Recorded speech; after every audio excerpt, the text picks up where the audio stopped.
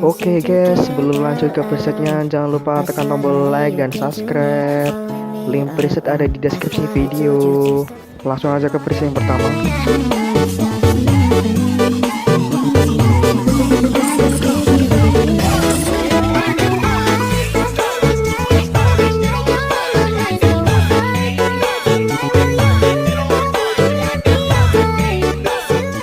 Ini preset yang kedua.